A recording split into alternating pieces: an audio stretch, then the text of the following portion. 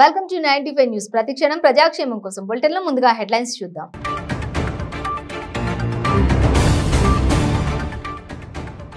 దేశంలోనే పురాతన metro service Kolkata metro మరో చరిత్ర.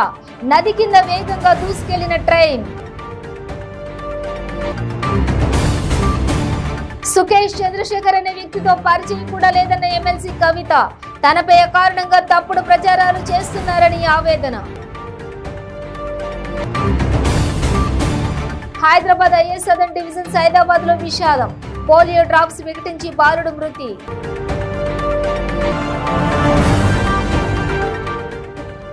కూకట్పల్లి పోలీస్ స్టేషన్ పరిధిలో గంజాయి పట్టుకున్న పోలీసులు. నిందితుల వద్ద నుంచి 5.3 కిలోల గంజాయి, స్విఫ్ట్ కారు, 3 మొబైల్స్ స్వాధీనం. డీటెయిల్స్ చూస్తే దేశంలోనే పురాతన మెట్రో సర్వీసు కోల్కతా మెట్రో చరిత్ర సృష్టించింది. భారతదేశంలోనే తొలిసారిగా ఓ మెట్రో నది కింద వేగంగా దూసుకెళ్లింది. హౌరా నుంచి కోల్కతాలోని ఎస్ప్లానెడా వరకు హుగ్లీ నది కింద రైలును నడిపారు. కోల్కతా నగరానికి ఈ రన్ చరిత్రాత్మక ఘట్టమని Kolkata metro general manager P Uday Kumar Reddy అభివర్ణించారు. హుగ్లీ నదిలో రైలు వెళ్లడం ఇదే తొలిసారని ఉదయ్ కుమార్ రెడ్డి అన్నారు. ఇది 33 మీటర్ల లోతులో ఉన్న అత్యంత లోతైన స్టేషన్. భారత్ లో ఇలా జరగడం ఇదే తొలిసారి. కోల్కతా నగరానికి ఇది చారిత్రాత్మక ఘట్టం.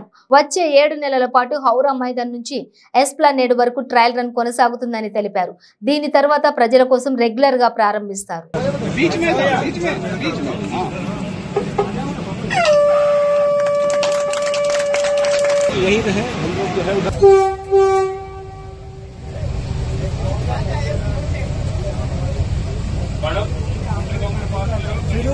सामने क्रॉसिंग है, सिद्धू सिद्धू सामने क्रॉसिंग है, आप सलाम करके रखा है और देखिए सामने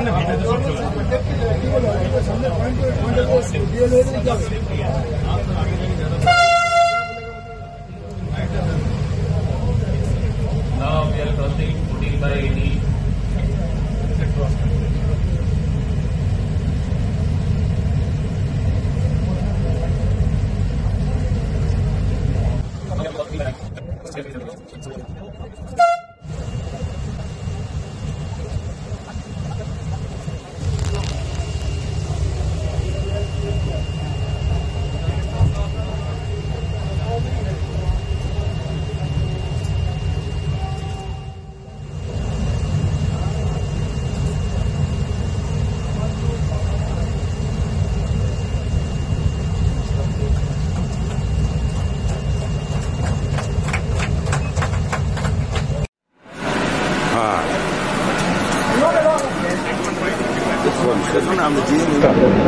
So today we have done the historic movement. I mean, the first time the train has moved below the Hooghly River, deepest station at 33 meters of depth. It's the first of its kind in India, and also the first of its kind beneath the river that we have laid the line.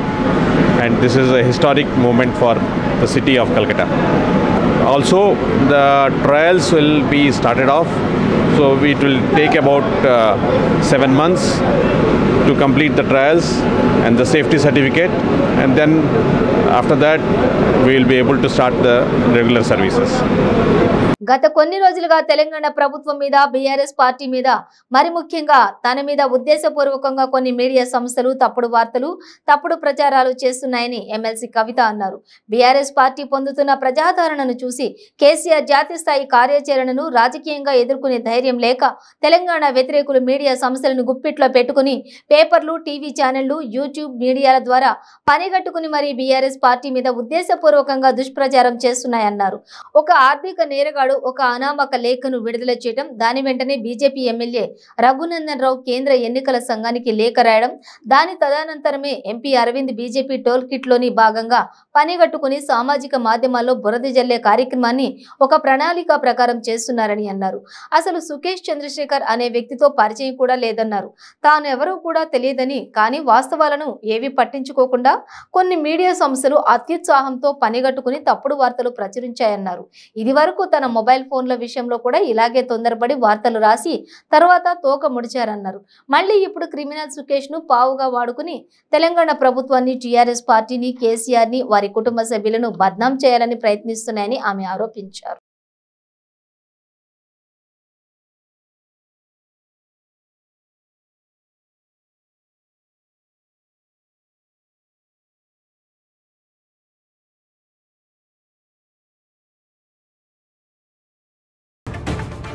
Hyderabad is southern division Saidabad లో విషాదం చోటు చేసుకుంది.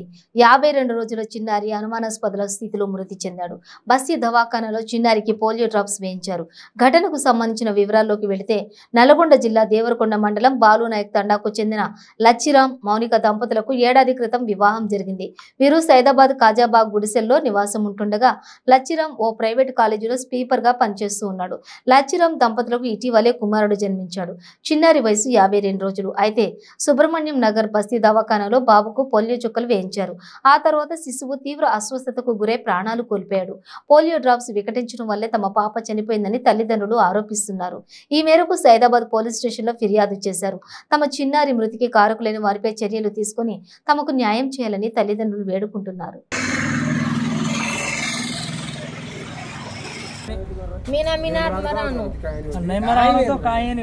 Sir మనోడు sir seventh sir నిన్న dose వేసారు sir 1 గంటకు.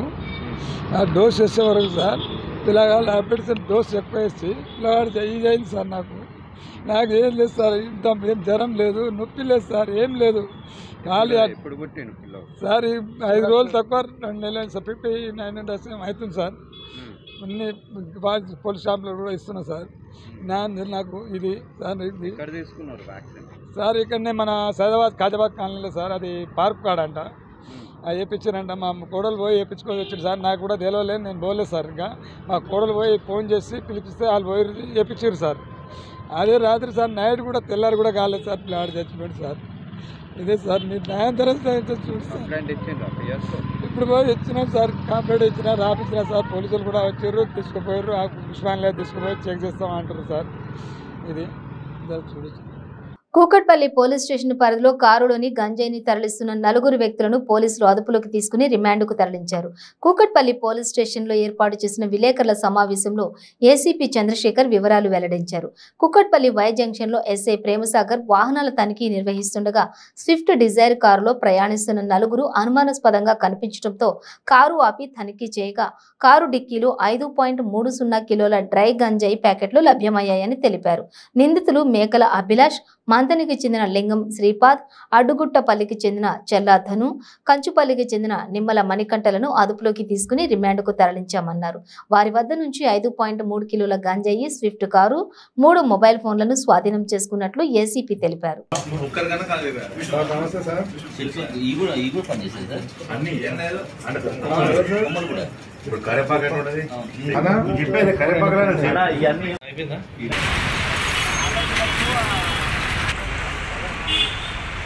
ఆ 11వ తారీఖు నాడు ఏప్రిల్ 2023 నాడు సాయంత్రం 4 గంటల సమయంలో కుకట్పల్లిలోని వై జంక్షన్ వద్ద మా కుకట్పల్లికి సంబంధించినటువంటి సిబ్బంది ఎస్ఐ ప్రేమసాగర్ ఆయన యొక్క టీము నిన్న వెహికల్ చెకింగ్ చేస్తుంటే నిన్న సాయంత్రం ఒక కార్ను ఆపడం జరిగింది. Swift Dzire blue colour.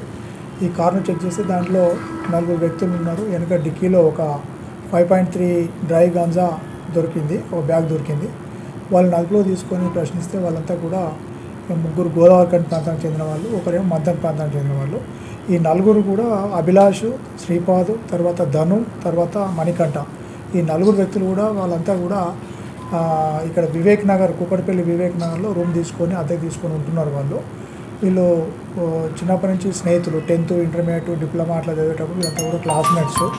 So వాళ్ళని గట్టిగా విచారిస్తే తెలిసింది ఏంటంటే వీళ్ళు బర్త్డే చేసుకోవటానికి అని చెప్పేసి మన భద్రాచలం పోయి అక్కడ బర్త్డే చేసుకున్న తర్వాత సీలేరు వెళ్ళి అక్కడ గాంజా తీసుకున్నారు. ఒక 5.3 కిలోల గాంజా తీసుకొని సిటీలో ఎవరైనా యూత్కు కానీ లేకుంటే ఏదైనా ప్రొఫెషనల్ కాలేజీల దగ్గర అమ్మాలనే ఉద్దేశంతో తీసుకొని వస్తుంటే నిన్న వెహికల్ చెకింగ్లో మనకు దొరకడం జరిగింది. వీళ్ళందరి మీద కూడా కేసు నమోదు చేసుకొని అరెస్ట్ చేసి కోర్టులో ప్రొడ్యూస్ చేయడం జరిగింది. దీనికి సంబంధించి ఇప్పుడు వీళ్ళని లోతుగా విచారిస్తే ఏంటంటే ఈ అభిలాష్ అనే వ్యక్తి గతంలో కూడా గోదావరిఖండ్ పిఎస్ నుంచి ఇదే ఎన్డీపీఎస్ యాక్ట్లో గాంజా కేసులో దొరికి జైలుకి పోయి రావడం జరిగింది.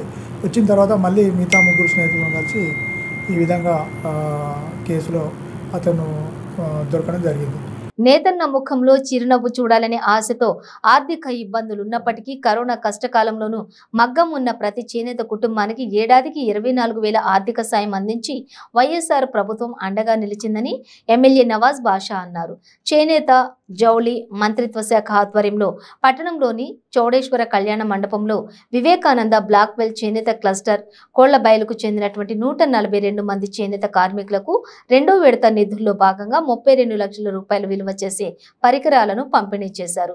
ఈ సందర్భంగా ఎమ్మెల్యే నవాజ్ బాషా మాట్లాడుతూ ప్రజా సంకల్ప పాదయాత్రలో భాగంగా ప్రతిపక్ష నాయకుడి హోదాలో మదనపల్లి నియోజకవర్గం సిటిఎం వద్ద చేనేత కార్మికులతో జరిగిన ఆత్మీయ సమ్మేళనంలో జగన్మోహన్ రెడ్డి సమస్యలను తెలుసుకున్నారన్నారు. అధికారంలోకి వచ్చిన వెంటనే చేనేతల సంక్షేమం అభివృద్ధిపై దృష్టి సారించి దేశంలో ఎక్కడా లేని విధంగా చేనేతలకు పెద్దపీట వేశారన్నారు.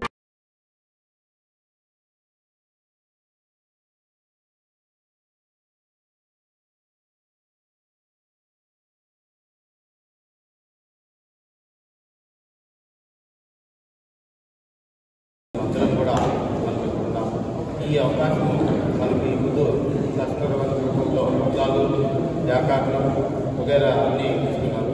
ఇవన్నీ కూడా మనకు ఎంతో ఆనందకరం. మనం రాబోయే కాలంలో కూడా ఈ మగ్గాలకు చాలా ముఖ్యంగా మన నీరుగట్టుపల్లెలు మగ్గాలు అభివృద్ధి చెందుతున్నాయంటే ఇదే మన పని మనకు ఎంతో ఉన్నతమైన పని. బట్టలు తయారు చేసే అంటే కళాకారులు చాలా ఉన్నతమైన వృత్తిని మన పెద్దలు కూడా అందరూ కూడా ఆహ్వానిస్తున్నారు. అదేవిధంగా ఇప్పుడు మన అనేదే కాకుండా ప్రతి ఒక్కరు కూడా ఈ వృత్తిలో పాల్గొని అందరూ కూడా ఈ మగ్గాలే ఇది మంచి వృత్తి, ఏ విధమైన ఇబ్బందులు లేకుండా మగ్గాలు అందరూ కూడా ప్రతి ఒక్కరు కూడా ఈ మగ్గం చేసి బయట చేస్తున్న ఉద్యోగస్తులు కూడా ఇప్పుడు ఈ మగ్గాలతో చూస్తున్నారంటే మన వ్యవస్థ ఎంత ఉన్నతమైందో అందరికి కూడా అర్థమవుతుంది. ఈరోజు ఈ క్లస్టర్ అంటే చేనేత కార్మికుల సమస్యను తెలుసుకొని మన గవర్నమెంట్ వాళ్ళ ముందరికి తీసుకోవాలనే ఉద్దేశంతో ఈ క్లస్టర్ ఇదైంది. ఈ క్లస్టర్లో 142 మందికి ఈరోజు మగ్గాలకు సంబంధించిన పనిముట్లు పంపిణీ కార్యక్రమం జరుగుతుంది. అలాగే కొత్తగా రాజానగర్లో కూడా ఎమ్మెల్యే గారి చొరవతో మరో క్లస్టర్ కూడా జరుగుతుంది. ఈరోజు ఇంత ప్రాధాన్యత ఇంత ముందుకు తీసుకుపోయిన నాయకులు ఒకే ఒక నాయకులు రాష్ట్ర ఎక్కడ చూసినా కూడా 3,600 పాదయాత్ర చేస్తున్నారు. ఇదే ధరలో అదనపల్లి నుంచి పోయినారు కాబట్టి ఇక్కడ చేనేతలు రాకుండా ఎదుర్కొంటారు, చేనేతలు అనాథాలు ఎదుర్కొంటారు కాబట్టి వాళ్ళకి ప్రాధాన్యత అలాగే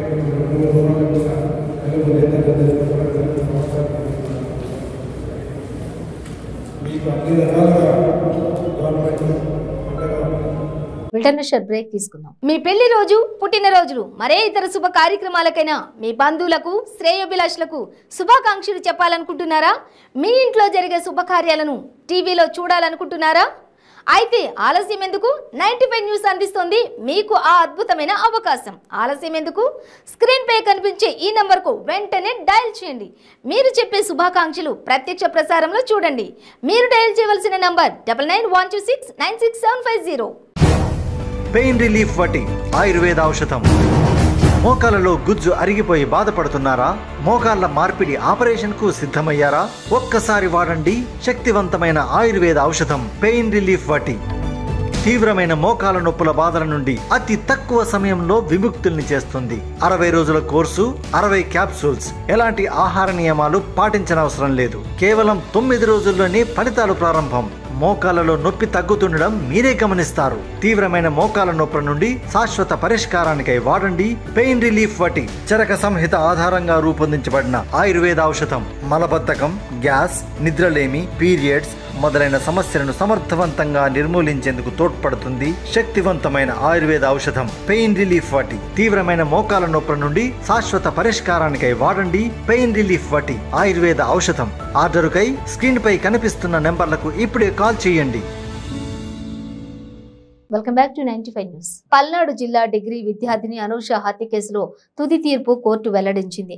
నిందితుడు విష్ణువర్ధన్ రెడ్డికి జీవితకాల జైలు శిక్ష విధించడం జరిగింది.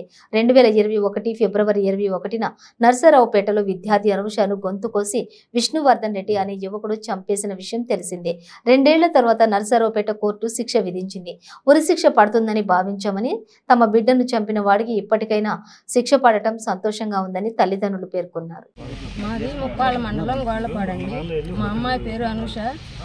మా అమ్మాయి రోజు కృష్ణవేణి డిగ్రీ కాలేజీకి వచ్చింది. కాలేజీ బస్సులోనే మా అబ్బాయి విష్ణువర్ధన్ రెడ్డి అనే అబ్బాయి మా అమ్మాయిని ప్రేమించలేదని 2021 24 రెండో నెలలో తీసుకెళ్ళి చంపేశాడు. ఆ అబ్బాయికి ఇవాళ శిక్ష వేశారు, లైఫ్ వేశారు. కాకపోతే ఉరి శిక్ష వేస్తే మాకు బాగుంటుందని మేము అనుకున్నాము. మాకు డిఎస్పీ గారు అందరూ బాగా సహకరించారు, పీపీ గారు అందరూ. వాళ్ళందరికీ నమస్కారం అండి, నమస్కారాలు తెలియజెప్పుకుంటున్నామండి. ఏపీ మాజీ మంత్రి బాలినేని శ్రీనివాసరెడ్డి కీలక వ్యాఖ్యలు చేశారు. ప్రకాశం జిల్లా మార్కాపురంలో చోటు చేసుకున్న ఘటనపై ఆయన తీవ్ర ఆగ్రహం వ్యక్తం చేశారు. పెద్దవాళ్లు ఏదైనా చేస్తారన్నా బాలినేని తన విలువలతో కూడిన రాజకీయాలు మాత్రమే చేస్తారని తెలిపారు. విలువలు లేని రాజకీయాలు ఎప్పటికీ చేయనని పేర్కొన్నారు. ఈ క్రమంలోనే విలువల కోసం ఎంతవరకైనా పోరాడతానని స్పష్టం చేశారు. అనవసర రాజకీయాలు చేస్తే ఎవరినైనా ఎదిరిస్తానంటూ తేల్చి చెప్పారు. ఒకటైతే చెప్తా, నేను గత 25 సంవత్సరాల నుంచి కూడా విలువలు గల రాజకీయాలు నడుపుతా ఉన్నా. విలువలు లేకపోతే నేను రాజకీయాలు నడపను. నేను ఒకటే చెప్తా ఉన్నా, విలువల కోసం ఎంత దానికైనా పోరాడతా. అనవసరమైన విషయాలు చేస్తే మటుకు ఊరుకునే సమస్య లేదు. ఎంత పెద్ద మొగడైనా నేను ఎదిరిస్తా. ఒకటి మటుకు చెప్తా, విలువలకు కూడిన రాజకీయాలు మాత్రమే చేస్తాను. అది మటుకు చెప్తా ఉన్నా. మా నమ్మకం నువ్వే జగన్ అంటూ ఇంటింటికి వెళ్లి అసత్య ప్రచారాలు చేస్తున్నారని తెలుగుదేశం పార్టీ ప్రభుత్వంలో గూడూరు పట్టణంలోని అన్ని వార్డుల్లో అభివృద్ధి కార్యక్రమాలు పూర్తి చేశామని గూడూరు నియోజకవర్గ మాజీ ఎమ్మెల్యే పాసం సునీల్ కుమార్ వెల్లడించారు. గూడూరు 2వ పట్టణ పరిధిలోని 23వ వార్డులో టీడీపీ ఆధ్వర్యంలో రాష్ట్రానికి ఇదేమి కర్మ కార్యక్రమంలో భాగంగా మాజీ ఎమ్మెల్యే పాసం సునీల్ కుమార్ పాదయాత్ర నిర్వహించారు. ఇంటింటికి వెళ్లి గత టీడీపీ ప్రభుత్వంలో జరిగిన అభివృద్ధి కార్యక్రమాలను వివరించారు. కొమ్మనేటేరు పంచాయతీ నుండి టీడీపీ పార్టీలో చేరినటువంటి కార్యకర్తలకు కండువాలు కప్పి ఆహ్వానం పలికారు. ప్రజల నుండి సమస్యలు అడిగి తెలుసుకున్నారు. ఈ సందర్భంగా మాజీ ఎమ్మెల్యే సునీల్ కుమార్ మాట్లాడుతూ 23వ వార్డులో ఇంటింటికి వెళ్లి ప్రజల సమస్యలు అడిగి తెలుసుకుంటున్నామని, ఇటీవల వైసీపీ పార్టీ వారు ఇంటింటికి వెళ్లి కరపత్రాలు పంచుతూ టీడీపీపై అసత్య ప్రచారాలు చేస్తున్నారని, ప్రజలు ఎవరూ దీన్ని నమ్మరని అన్నారు.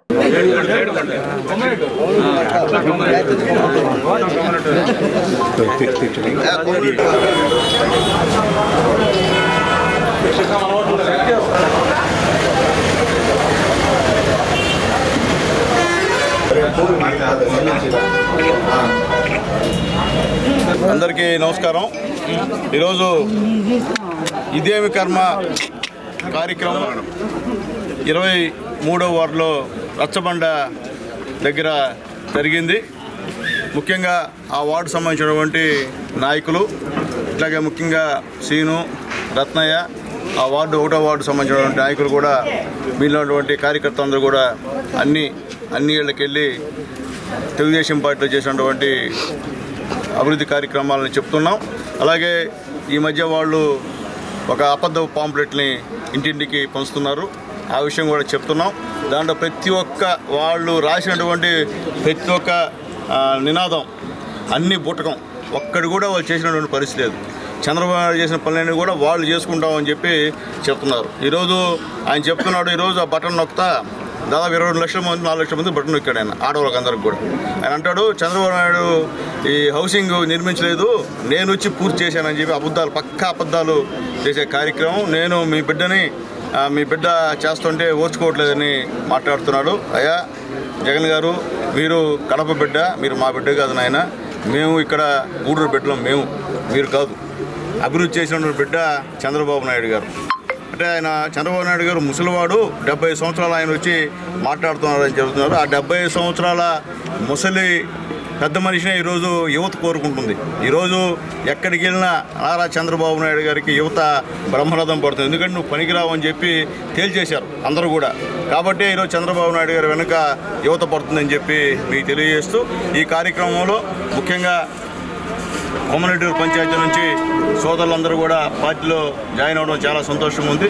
ఎందువల్లంటే మాకు ఆ పంచాయతీ చాలా వీక్గా ఉన్నటువంటి వాస్తవం. కాబట్టి వాళ్ళందరూ కూడా చేరినందువల్ల రవి వాళ్ళ బృందం అంతా కూడా చేరినందువల్ల మాకు అక్కడ మంచి పంచాయతీగా ఏర్పడుతుంది. ఖచ్చితంగా ఈసారి ఆ పంచాయతీలో మెజార్టీ కూడా వస్తుందని చెప్పి నమ్మకంతో ఉన్నాం. ఎన్నికల ముందు మద్యపాన నిషేధం అన్న జగన్ రెడ్డి నేడు ప్రతి గ్రామంలో నాసీ రకం మద్యం ఏరులై పారుస్తూ మహిళల మాంగళ్యాలు మంటగలుపుతున్నారని మాజీ మేయర్ కాకినాడ జిల్లా తెలుగు మహిళా అధ్యక్షురాలు సుంకర పావని విమర్శించారు. కాకినాడలో ప్రభుత్వ మద్యం షాపు వద్ద మద్యపాన నిషేధంపై మాట తప్పిన ప్రభుత్వ వైఖరిపై నిరసిస్తూ మాజీ మేయర్ సుంకర పావని ఆధ్వర్యంలో మహిళలు ఆందోళనకు దిగారు. Kakinada Salipeta girls high school దగ్గర పెట్రోల్ బంక్ ఎదురుగా గల ప్రభుత్వ మద్యం షాపు వద్ద కాకినాడ జిల్లా తెలుగు మహిళా అధ్యక్షురాలు మాజీ మేయర్ సుంకర పావని తిరుమల కుమార్ ఆధ్వర్యంలో తెలుగు మహిళల నిరసన కార్యక్రమం చేపట్టారు. మద్యపాన నిషేధం ఎక్కడంటూ నినాదాలు చేశారు.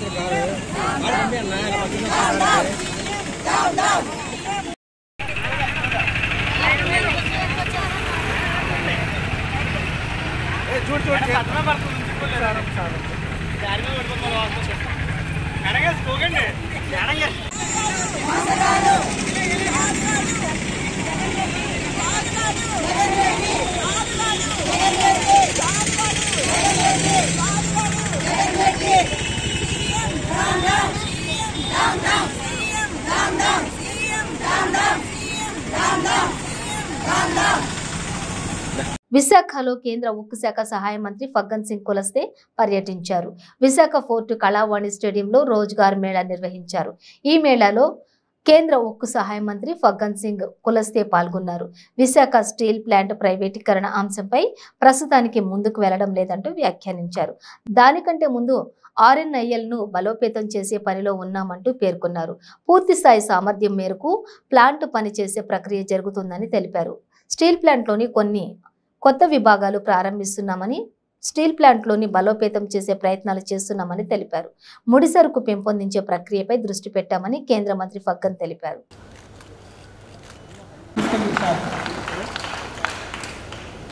प्रधानमंत्री जी ने और ऐसे देश में 45 अलग अलग स्थानों पर 71,000 हमारे लोगों को, नौजवानों को रोजगार नौकरी का पत्र है, उनको हैंडओवर करने का फैसला आज इस चौथे चरण का हुआ है।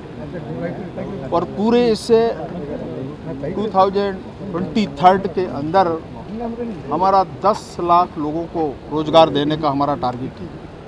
व्यक्तिगत तौर से मैं और प्रधानमंत्री जी को इसके लिए सभी हमारे नौजवान रोजगार मित्रों की ओर से बहुत बहुत बधाई देता हूँ। देखिए, ये जिस समय लिस्ट हुआ एक प्रोसेस है। देखिए, इसमें आज की तारीख में कोई इस प्रकार का विषय नहीं है। ये बात आपके ध्यान में होना चाहिए। जब कोई नया यूनिट प्रारंभ होता है तो लोगों को ऐसा लगता है। आज इसी प्रकार की परिस्थिति वाईजैक के अंदर है, आरएनएल के अंदर है। मैं आपको इस बात के लिए ये कहना चाहता हूँ कि इस प्रकार का आज के समय में, आज की तारीख में कोई ऐसा कोई हमारी कोई इच्छा नहीं है और न इस प्रकार का कोई प्रोसेस है। इसको मुझे लगता है हम और बेहतर हम इसके लिए आने वाले समय में करने वाले हैं। इनके लिए जो संभावनाएं बन रही है, माइनिंग का जो हमारे सामने प्रॉब्लम था वो भी हम उसको सॉर्ट आउट कर रहे हैं और मुझे लगता है ये अपने आप में आगे रन करें। उनने कहा है, मुझे अभी हमारे सीएमडी ने कहा आज मैं बैठक करने वाला हूँ। స్కాముల్లో జగన్ రెడ్డి ఆరి తేరిపోయారని మాజీ మంత్రి బండారు సత్యనారాయణమూర్తి అన్నారు. విశాఖలో ఆయన మీడియాతో మాట్లాడుతూ ఫిలిం అవసరాల కోసం విశాఖలో రామానాయుడు స్టూడియోకి ఎకరా 20 లక్షల చొప్పున 54 ఎకరాలు టీడీపీ హయాంలో ఇచ్చామని, రాజశేఖర్ రెడ్డి హయాంలో అడ్డుకోవాలని చూశారని, కానీ అది జరగలేదని అన్నారు. అయితే జగన్మోహన్ రెడ్డి అధికారంలోకి వచ్చిన దగ్గర నుంచి రామానాయుడు స్టూడియో స్థలంపై కన్నుపడిందని, ఇప్పుడు 17 ఎకరాలు జీవీఎంసీ కమిషనర్కి పవర్ ఆఫ్ అటర్నీ ఇవ్వడం ఆశ్చర్యం కలిగిస్తోందని అన్నారు. స్టూడియో ప్రమోషన్కి ఇచ్చిన స్థలాన్ని లేఅవుట్ ఎలా చేస్తారని, ఎలా ఇస్తారని 2 ఏళ్లుగా ప్రయత్నించి ఈ నెల 10న రిజిస్ట్రేషన్ జరిపించారని చెప్పారు. ఈ వ్యవహారంపై టీడీపీ న్యాయ పోరాటం చేస్తుందని బెదిరించి విశాఖలో విలువైన స్థలాలు లాక్కుంటున్నారని ఆరోపించారు. తర్వాత ఒక ప్లాన్ లేఅవుట్ సబ్మిట్ చేశారు జీఎంసీకి. ఇక లేఅవుట్ రహస్యంగా ఉంచారు. మేము కాపీ సంపాదించాం. ఏంటి layout? Site for buildings, site for land planning. చూడండి, రామానాయుడు స్టూడియో ఇచ్చింది చలనచిత్ర అభివృద్ధి కోసం మేమిస్తే మార్టేజ్ కమిషన్ పైన మార్టేజ్ చేసుకొని బహుశా నాకు అనిపిస్తుంది, అందుకే ముందే చెప్తున్నాను, నిన్న వెళ్తూ బహుశా ఈ కమిషన్ గారికి ఈ లేఅవుట్ మీద సంతకం పెట్టుంటారని ఆశిస్తున్నాం. అసలు క్లియర్గా కొంచెం కళ్ళతో ఇస్తానండి. దగ్గర 39 ప్లాన్లు అండి. దాంట్లో ఇచ్చారు, బ్రేకప్ ఇచ్చారండి. 29 అమ్మా ఫ్లాట్స్, బిల్డింగ్స్ 2 ఉంటాయి. 2 ఉన్నాయి. ఇంట్లో విల్లాస్ ఉన్నాయి. చిన్న అక్షరాలు పెట్టారు లేఅవుట్ అప్రూవ్డ్. సార్ నేను చూసి చదివి వినిపిస్తానమ్మా. మొత్తం స్టూడియో ఎంత ఇప్పుడు ఎంత ఇచ్చారు? మొత్తం దీంట్లో కరెక్ట్ 54 ఎకరాలు ఎంత ఇచ్చారు. 17 ఎకరాలు ఇప్పుడు GMC commission power of attorney ఈ లేఅవుట్లో. దీనిలో క్లియర్గా చిన్న అక్షరాలతో ఉంది. నేను చదవలేకపోతున్నాను అనుకోకండి. Site for housing, site for layout, అంటే land layout planning, site and sale. అడుగుతున్నాను జగన్మోహన్ రెడ్డి, ఎందుకు ఇంత ఆదరబాదరాగా మీరు ఈ ఉత్తర్వులు ఇచ్చారు? ఎందుకు power of attorney Suresh Babu ఎందుకు మున్సిపల్ కమిషన్ పేరు రాశాడు? ఎందుకు ఈ plan me commissioner power of 2 నెలల్లో, మొన్న ఇది 4వ నెల, 2 నెలలు ఎలా మీరు ఫైనల్ లేఅవుట్ ఇచ్చారు? ఫైనల్ లేఅవుట్ దొరుకుతుంది అంటే దొరకకుండా చేశాడు రాజబాబు అని కమిషనరు. డేట్ కూడా చెప్పాను, ఆ ప్రొసీడింగ్స్ నెంబర్ చెప్పాను. 2 నెలల్లో స్టూడియో కానీ చంద్రబాబు గారు స్టూడియో ప్రమోషన్ ఇస్తే విశాఖపట్నం మొత్తం మీద అడుగుతున్న రాజబాబు గారిని, తమరు లేఅవుట్ ఇచ్చారు కదా 2023న ఈ మున్సిపల్ కమిషనర్ గారు, నీకేం హక్కు ఉంది? ఇక్కడ ఎవరైనా సైట్ వేస్తే అర్బన్ డెవలప్మెంట్ అయితే మన సీఎం ఆల్రెడీ వేయాలా? పద్ధతి ఎప్పుడు నుంచి స్వాతంత్రం వచ్చిన దగ్గర నుంచి నాకు తెలియదు మున్సిపల్ కమిషనర్ ఎప్పుడు కూడా సైట్ కోసం మార్టేజ్ చేసుకోడు. బులెటిన్ ముగించే ముందు హెడ్లైన్స్ మరోసారి.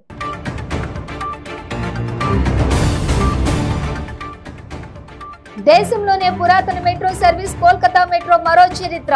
నది కింద వేగంగా దూసుకెళ్లిన ట్రైన్. సుకేష్ చంద్రశేఖర్ అనే వ్యక్తితో పరిచయం కూడా లేదన్న ఎమ్మెల్సీ కవిత. తనపై అకారణంగా తప్పుడు ప్రచారాలు చేస్తున్నారని ఆవేదన. Hyderabad IAS southern division Saidabad లో విషాదం. పోలియో డ్రాప్స్ వికటించి బాలుడు మృతి.